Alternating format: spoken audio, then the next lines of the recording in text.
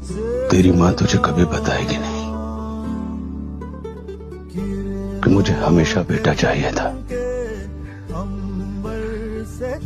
मेरे पिताजी कहते थे कि बेटा संपत्ति होता है और बेटियां जिम्मेदारी। इसलिए मैं तुझे निभाता चला गया।